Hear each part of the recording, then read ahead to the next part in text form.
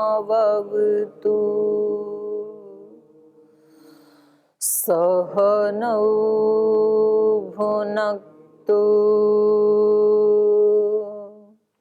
सह वीर्यं करवावहै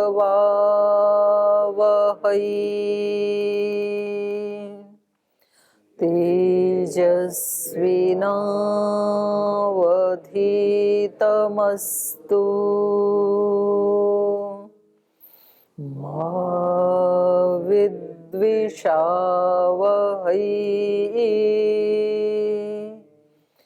ॐ व्रतानां व्रतपते व्रतं चरिष्यामि तच्छकेयं तन्मे रोध्यताम् इदमहमनृतात् सत्यमुपैमि। ॐ शान्ति शान्ति शान्तिः।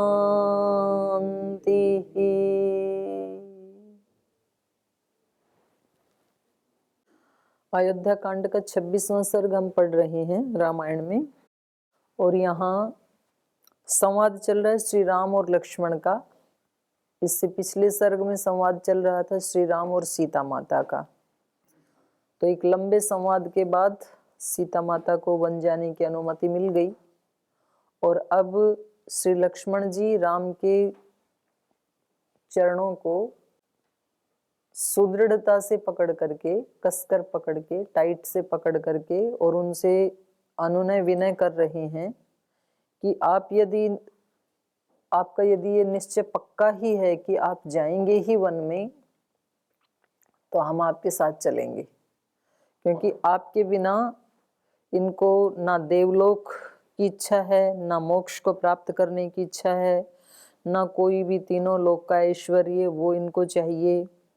तो ये कहते हैं कि ये हमारा दृढ़ निश्चय है, हम आपके साथ चलेंगे। तो श्री राम ने इनको अनेक प्रकार से समझाया, मना किया इनको चलने के लिए, लेकिन तो भी लक्ष्मण जी माने नहीं।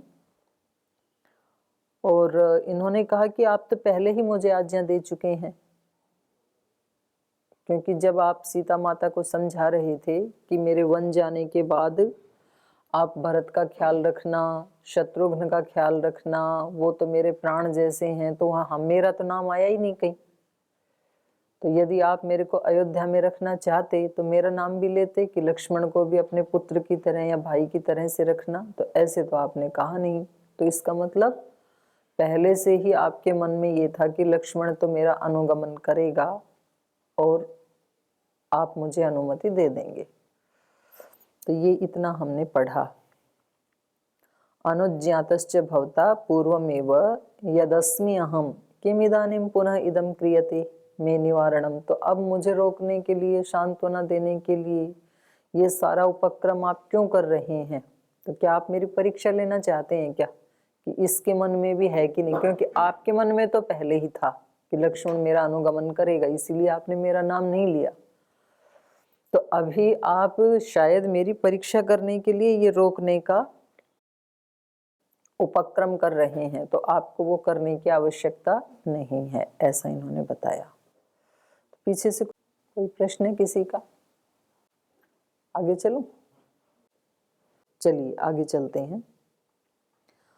तो इन्होंने कहा अनुज्ञातश्च भवता पूर्वमेव यदस्म्यहं किमिदानीं पुनरिदं क्रियते मे निवारणं।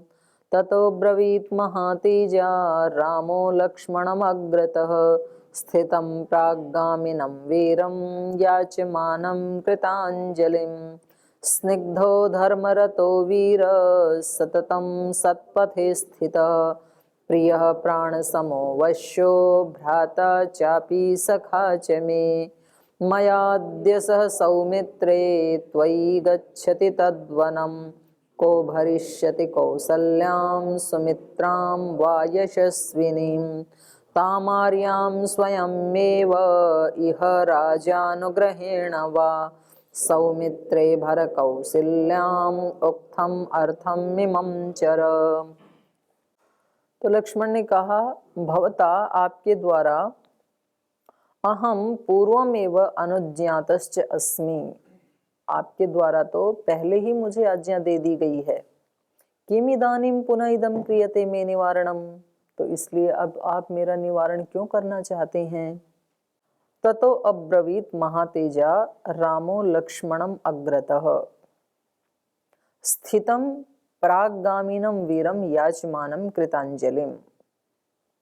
ततो महातेजा रामः लक्ष्मणम अग्रतः अब्रवीत, तो हाथ जोड़ करके अपने अग्रतः माने अपने समक्ष जो खड़े थे राम, उनको हाथ जोड़ करके कृतांजलि माने अंजलिबद्ध होकर के अब्रवीत।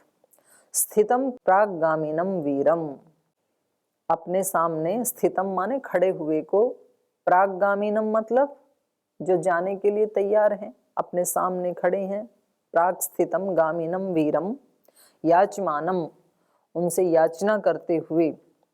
कृतांजलिम, जो कृतांजलि बांधे हुए हैं और आगे चलने की याचना कर रहे हैं श्री राम से। कौन? लक्ष्मण। ऐसे उस लक्ष्मण को, ये सब लक्ष्मण के विशेषण हैं। लक्ष्मण कैसे हैं? वीरम, वीर हैं। याचमानम, याचना कर रहे हैं। प्राग स्थितम, श्री राम के सामने खड़े हैं। और गामिनम, प्राग गामिनम, जो आगे जाना चाहते हैं, उनसे आगे चलना चाहते हैं धनुष धारण करके। ऐसे ऐसे लक्ष्मण को महातेजा राम तत अब्रवीत, तब श्री राम ने लक्ष्मण को ये वाक्य कहे। उन्होंने कहा ना कि मैं जाऊंगा और आप मेरे को अनुमति दे चुके हैं, तो अब श्री राम उनको समझा रहे हैं कि नहीं, आपका चलना उचित नहीं है, क्योंकि आप भी साथ चलेंगे तो यहाँ कौन संभालेगा इस सिचुएशन को। तो इसलिए कह रहे हैं, श्री राम कह रहे हैं, स्निग्धो धर्मरतो वीर सततं सत्पथे स्थितः प्रिय प्राण समो वश्यो भ्राता चापि सखा च मे। कह रहे लक्ष्मण, तुम तो मुझे प्राण सम प्रिय, तुम तो मुझे प्राणों के समान प्रिय हो, और तुम मेरे भ्राता भी हो, मेरे सखा भी हो। स्निग्धो धर्मरतो वीरः, और तुम बहुत ही स्निग्ध, स्निग्ध मतलब स्नेह करने वाले, तुम बहुत स्नेही हो। धर्मरतो वीरः, सदा धर्म में ही रत रहने वाले हो, आप धार्मिक हो। और सततम सत्पथे स्थितः, सतत आप धर्म के पथ पर ही स्थित रहने वाले हो। तो इसलिए, और वश्य, और तुम इंद्रियों को वश में रखने वाले हो, मेरे वशी भी हो। और इसलिए मयाद्य स सौमित्रे त्वयि गच्छति तद्वनं को भरिष्यति कौसल्यां सुमित्रां वा यशस्विनीं।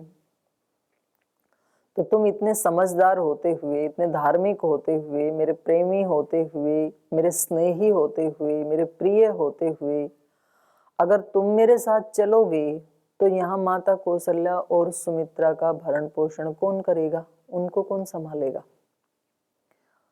अद्य सौमित्रे, हे सौमित्र, अद्य त्वयि मया सह तद्वनम गच्छति, यदि आज तुम मेरे साथ उस वन में चलोगे तो कौसल्याम सुमित्रां व यशस्विनीं को भरिष्यति, तो यशस्विनी कौशल्या और सुमित्रा माता का भरण पोषण कौन करेगा, उनको कौन संभालेगा, क्योंकि आप एक ही तो हो। क्योंकि भरत और शत्रुघ्न भी ननिहाल गए हुए हैं, तो घर में कोई है नहीं, तो आपको तो मेरी सहायता करनी चाहिए। जब मैं जा रहा हूँ तो आपको यहाँ की जिम्मेदारी संभाल लेनी चाहिए। आपको तो ये कहना चाहिए कि ठीक है भैया, आप जाओ और यहाँ का सब माताओं का सेवा का कार्य मैं संभाल लेता हूँ, तो मैं निश्चिंत होकर चला जाऊंगा। ऐसे श्री राम ने उनको कहा।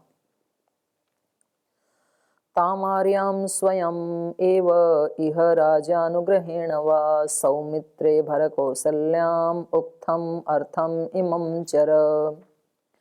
ताम आर्याम स्वयं एव इह राजानुग्रहेण वा सौमित्रे, हे सौमित्र, कौसल्याम भर उक्तम अर्थम इमं चर। तो कह रहे हैं ताम कौसल्याम आर्याम, जो मेरी माता जी कौसल्या माता हैं, उनको स्वयं एव इह, तुम स्वयं यहाँ रह करके, राजा अनुग्रहेण वा, या तो राजा के अनुग्रह से माने राजा की आज्ञा से, या तो स्वयं ही आपको ये समझना चाहिए कि भाई मेरी जिम्मेदारी बनती है, अब मैं इस परिस्थिति को संभालूं। तो हे सौमित्र, इमं चर और इमं भर, तुम इस ऊपर जो मैंने कहा है ना, उक्थम अर्थम इमं चर कौसल्याम ताम आर्याम भर, ऊपर जो मैंने आपको, आप धार्मिक हैं, स्नेही हैं, ये जो विशेषण बताए हैं, तो आप वैसा आचरण करो। इमं चर, इस धर्म का आचरण करो। और कौसल्याम भर, कौसल्या सुमित्रा माता जो हैं, उनका तुम्हें भरण पोषण करना चाहिए। एवं मयि च ते भक्तिर्भविष्यति सुदर्शिता धर्मज्ञ गुरु पूजायां धर्मश्चाप्यतुलो महान्। एवं मुक्तस्तु रामेण लक्ष्मणस्लक्षणया गिरा प्रत्युवाच तदा रामं वाक्यज्ञो वाक्यकोविदं। तवैव तेजसा वीर भरतः पूजयिष्यति कौसल्यां च सुमित्रां च प्रयत्नो नात्र संशय। यदि दुष्टो न रक्षेत भरतो प्राप्य श्रीमिमां तमहं दुर्मतिं क्रूरं वधिष्यामि न संशयः। कौसल्या बिभ्रयादार्या सहस्रम् अपि मद्विधान् यस्याः सहस्रं ग्रामाणां संप्राप्तम् उपजीविनाम्। एवं इस प्रकार से मयि च ते भक्तिर्भविष्यति सुदर्शिता, अगर आप ऐसा करोगे तो जैसे मैं कह रहा हूँ वैसा ही आचरण यदि करोगे, धर्म का आचरण करते हुए यहाँ माता पिता को यदि संभालेंगे, तो ते सुदर्शिता भक्ति ही मई भविष्यति, मेरे प्रति आपकी भक्ति अच्छी तरह से दिखेगी, तो आप मेरे प्रति भक्त माने जाएंगे अगर आप मेरे इस कार्य को संभाल लेंगे तो। धर्मज्ञ गुरु पूजायाम धर्मश्च अपि अतुलो महान, क्योंकि तुम यहाँ रहेंगे और माता पिता की, गुरुजनों की सेवा करेंगे, पूजा करेंगे, तो यही धर्म का आदेश है आपके लिए, यही धर्म बनता है आपका। और क्योंकि धर्म कैसा है, अतुलो महान, धर्म की तुलना किसी से नहीं हो सकती है, धर्म सबसे महान है। इसलिए हे धर्मज्ञ गुरु पूजायाम धर्मश्चापि अतुलो महान, ये जो गुरुजनों की पूजा है, माता पिता की जो पूजा है, ये महान अतुल है।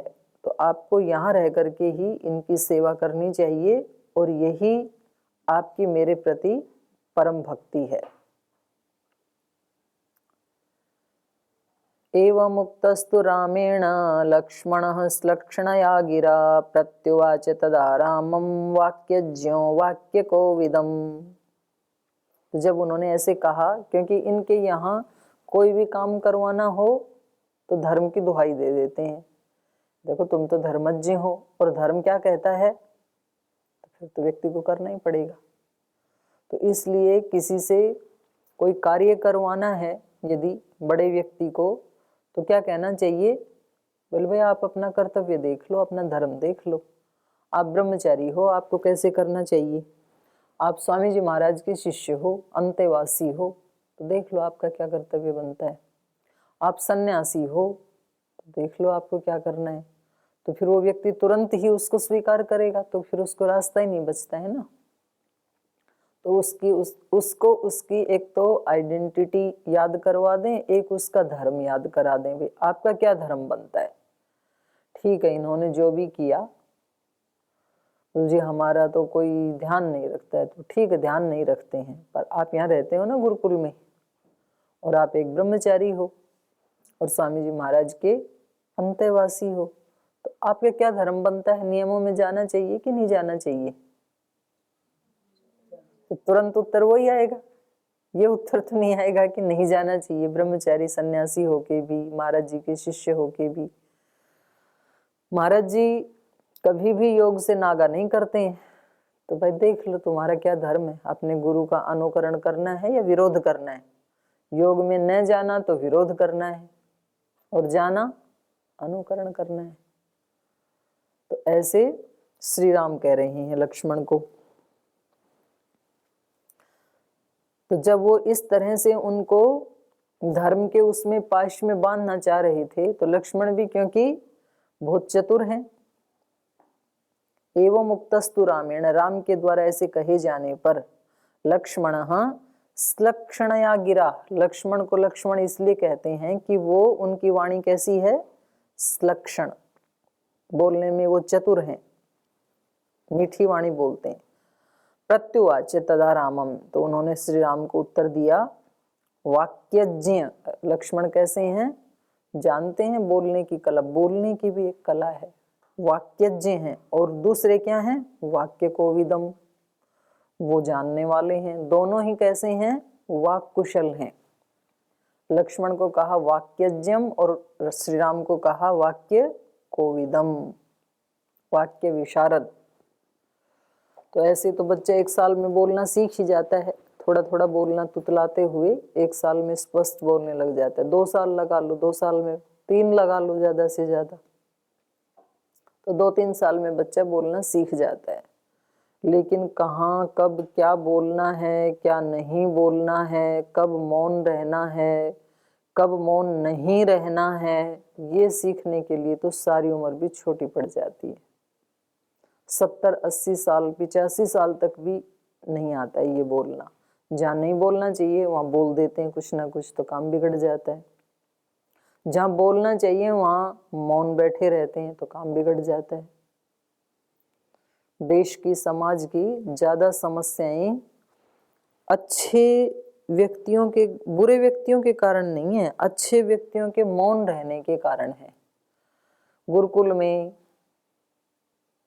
या आचार्य कुलम में या पतंजलि विश्वविद्यालय में या पतंजलि गुरुकुलम में, कोई भी संस्थान में नियमों का पालन न करने वाले, जिद करने वाले कितने प्रतिशत बच्चे होते हैं? मुश्किल से 2-3% होते हैं, और बहुत अधिकतम लगाओ तो 5% लगा लो, 10 लगा लो, फिर भी 90% तो अच्छे ही होते हैं। लेकिन वो जो 10%, जो 90% है ना, वो उन 10% को ये नहीं कहते कि देखो भाई यहाँ रहोगे तो हमारी तरह नियमों का पालन करो, माहौल खराब मत करो, क्योंकि तुम्हें डांटने के लिए जो बड़े हैं उनकी सारी शक्ति 5% पे लग जाती है। जब भी वो चर्चा करते हैं तो 5% को लेके कुछ ना कुछ बोलते रहते हैं, तो वो सारा असर हमारे ऊपर भी तो आता है। उसी समय में हम कुछ प्रेरणादायक वाक्य सुने गुरुजनों की, उनके आशीष से भरे हुए वाक्य सुने, हमारे यहाँ एक सात्विक वायुमंडल बने। तो इसलिए हम ये जिम्मा लेते हैं कि जब हम 100% जाते हैं तो हमारे साथ वालों को भी 100% जाना पड़ेगा, और नहीं तो तुम जाओ यहाँ से। ऐसा यदि वो माहौल बना दें तो वो या तो जाने ही लग जाएंगे उनके साथ, और या फिर वहां से छोड़ के चले जाएंगे। लेकिन ये 90% मौन रहते हैं, बोलते नहीं है, चुसकते ही नहीं। तो जो बड़े होते हैं गुरुजन, आचार्यजन, उनकी सारी शक्ति उधर लगानी पड़ती है, और फिर वो एक माहौल ही बन जाता है। ऐसे समाज में है, समाज में आतंकवादी, चोर, डाकू, लुटेरे, दुराचारी, व्यभिचारी, बदमाश, शराबी कितने होते हैं? 1-2% ही होते हैं समाज में भी, बाकी सब अच्छे ही होते हैं। लेकिन वो अच्छे इतने चुप रहते हैं कि उनके पड़ोस में भी अगर कुछ गलत कोई कर रहा होगा तो वो कहेंगे कि भाई अपनी खिड़की दरवाजे सब बंद कर दो, हमारे को कोई लेना देना नहीं है। बाहर कोई किसी पे गोली चला रहा है, कोई किसी की पिटाई कर रहा है, कोई किसी के साथ दुराचार व्यभिचार कर रहा है, तो बोले अपने सब बंद कर लो, नहीं तो कहीं पुलिस आएगी तो हमारे को और पूछेगी कि तुम देख रहे थे, दर्शक थे, बताओ क्या क्या हुआ था। तो अपने को इस पचड़े में पड़ना ही नहीं। तो अब ये व्यक्ति ये नहीं सोच रहा है कि जो अग्नि बाहर लगी हुई है उसकी लपटें कल तेरे घर में भी आ जाएंगी। आज जो बाहर गली में हो रहा है वो कल घर में भी तो हो सकता है ना, होता ही है। तो पुराने समय में बोलते थे घर उसमें गांव की भाषा में कि पड़ोसी में जो हो रहा है वो अपने आप में ही जानो, जो आपके आसपास हो रहा है वो कल आपके साथ भी हो सकता है। तो इसलिए उसके लिए आवाज उठाओ। तो इसलिए श्रद्धेय स्वामी जी महाराज कहते हैं देश की हानि बुरे लोगों से नहीं, अच्छे लोगों के मौन से हो रही है, उनके साइलेंट रहने से होती है, तो उनको बोलना चाहिए। तो ये हमें पता नहीं चलता है कि हमें कब मौन रहना चाहिए, कब हमें बोलना चाहिए। जिस समय मौन रहना चाहिए उस समय हमारे मुंह से कुछ तो निकल जाता है, फिर काम बिगड़ जाता है। जब द्रौपदी का चीरहरण हो रहा था तो भीष्म पिता को, गुरु द्रोणाचार्य जी को मौन नहीं रहना चाहिए था ना, बोलना चाहिए था। दुर्योधन को कहना चाहिए था भाई भाई भाइयों की लड़ाई वो हम बाद में सुलटाएंगे, लेकिन इस आपस के अहंकार और अभिमान में जो कुल की स्त्रियां हैं, जो कुल का गौरव होती हैं, उनको बीच में लाने की कोई जरूरत नहीं है। ये कौन सा तरीका है कि भाई उसको सभा के बीच में लाओ और उसको निर्वस्त्र कर दो, ये क्या तरीका है? और वो भी हमारे होते हुए, तो हम किस लिए बैठे हैं यहाँ? इतना सा यदि बोल देते तो शायद महाभारत का युद्ध नहीं होता, क्योंकि वो एक एक चीजें जुड़ती जाती हैं ना। वो ठीक है उसका अपमान हुआ और वो जैसे भी भगवान ने बचाया उसको, लेकिन उसके मन में तो एक गांठ बैठ गई ना, तो वो तो रोजाना उनको याद दिलाती रहेगी अपने पतियों को कि आप कौन से भाइयों की बात कर रहे हैं। वो कभी भाइयों में प्रीति होने ही नहीं देगी। बोले उन भाइयों की बात कर रहे हैं जिन्होंने सभा के बीच में मेरे को निर्वस्त्र करने का कहा था, वो भाई। वहां से शुरुआत हो गई। और कहीं ना कहीं वो भी जब सामने देख रहे हैं, अपने आप को असमर्थ फील कर रहे हैं, तो कुंठाएं अंदर बैठती जाती हैं। तो जिस समय बोलना चाहिए उस समय मौन नहीं रहना चाहिए, बोलना ही चाहिए।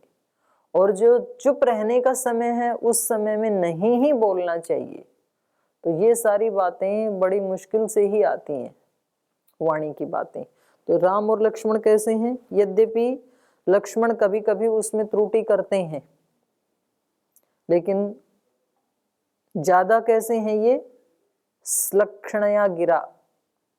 श्री राम के साथ जब बोलते हैं तो फिर मर्यादा को भंग नहीं करते हैं। कम से कम एक के प्रति, तो एक के प्रति भी यदि व्यक्ति मर्यादित रहे तो वो कहीं ना कहीं त्रुटि होने पे बचा ही लेगा फिर उसको। इसलिए श्री राम हमेशा बचाते हैं लक्ष्मण को, उनको समझा देते हैं कि भाई ऐसे नहीं, ऐसे करो। तो श्री राम की बात मान लेते हैं फिर वो।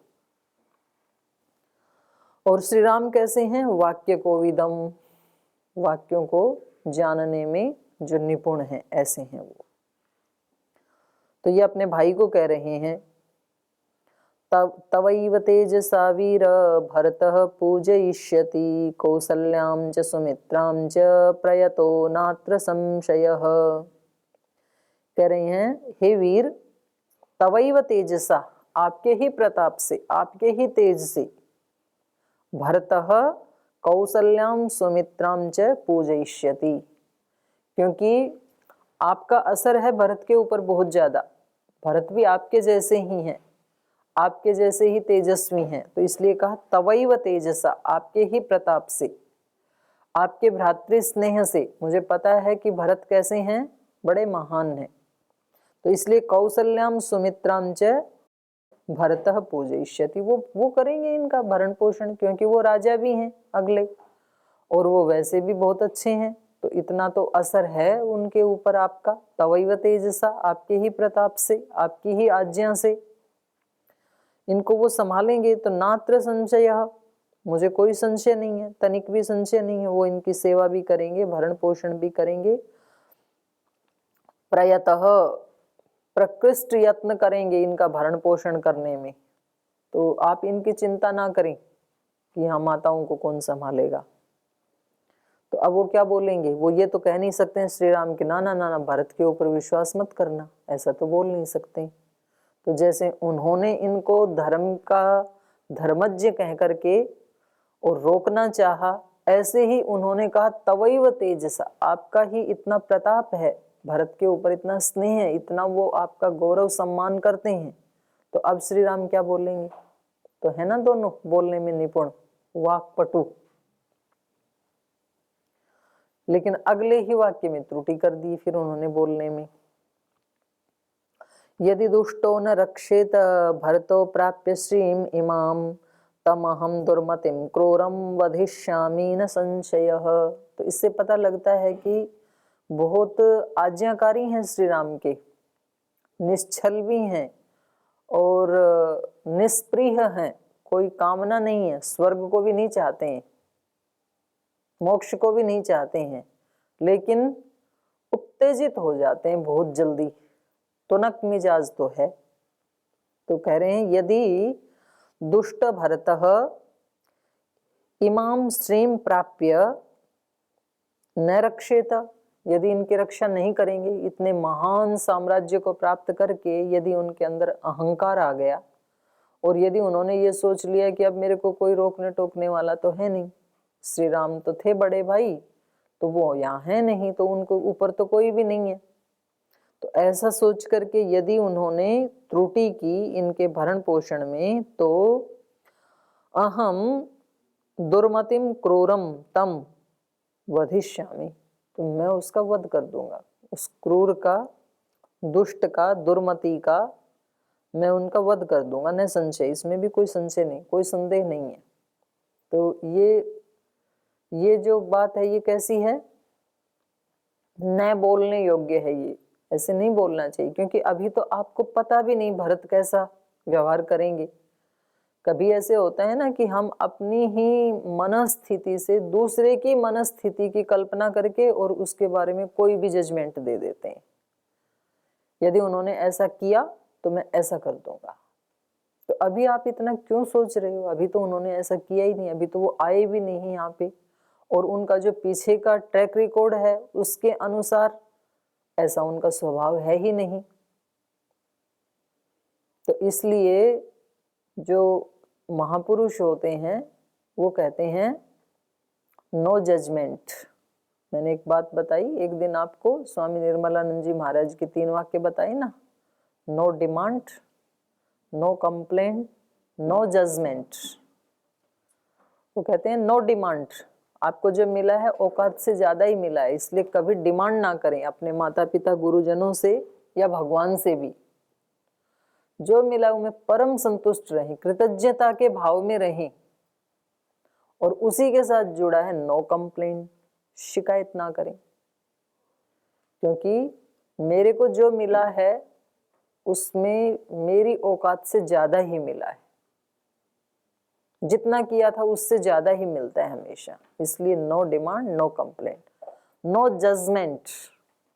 किसी भी व्यक्ति का तुरंत से हम तो फैसला दे देते हैं ये व्यक्ति ऐसा है, तो भाई आप तो जानते ही नहीं हो उस व्यक्ति को, लोग फैसला दे देंगे मोदी के बारे में, मोदी ऐसा है, फैसला दे देंगे पतंजलि के बारे में, फैसला दे देते हैं स्वामी जी के बारे में, छोड़ो भारत की बात, हम तो अमेरिका वालों का फैसला दे देते हैं।